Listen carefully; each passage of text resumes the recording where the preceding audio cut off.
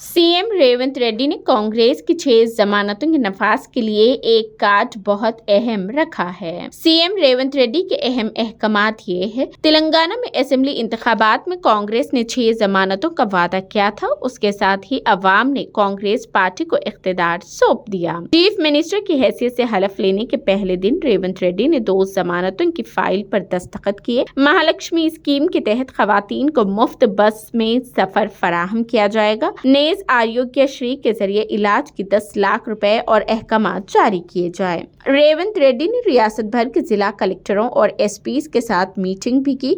उस मीटिंग में अहदेदारों को स्कैम्स के बारे में भी हिदायत दी गई, जिन पर हुकूमत अमल दरआमद करना चाहती है। हर गरीब को 6 जमानतें मिलने को यकीनी बनाने के लिए इकदाम किए जाए। रियासती हुकूमत व्हाइट राशन कार्ड को अंगूठे का उसूल बनाएगी। अगर 6 जमानतें मुस्तफीज होने वालों पर लागू होती हैं, उसका मतलब है कि व्हाइट राशन कार्ड को अहम अहलियत के तौर पर तय किया जाएगा। ऐसा लगता है कि हुकूमत 2-3 दिन में उससे मुतालिक तरीक़ेकार को हतमी शक्ल दे देगी। 28 दिसंबर से 6 जनवरी तक अहदेदार तेलंगाना के तमाम देहातों, मंडलों और अजला में परसभा का एहतमाम करेंगे। इस पर वजीर पोंगुलेटी श्रीनिवास रेड्डी ने कहा कि ग्राम सभा में आने वालों से खुलूस नीयत से दरख्वास्तें ली जाएगी। सीएम रेवंत रेड्डी ने अहदेदारों को उनके लिए तमाम सहूलियात फराहम करने का हुक्म दिया है। उन्होंने कहा कि ग्राम सभा की देखभाल के लिए जरूरी फंड जारी कर दिए गए हैं। अफसरान अवाम के पास जाएंगे और उनकी हालात देखेंगे और तफसीलात दर्ज करेंगे कि वो किन स्कीमों के लिए अहल है। अगर किसी के पास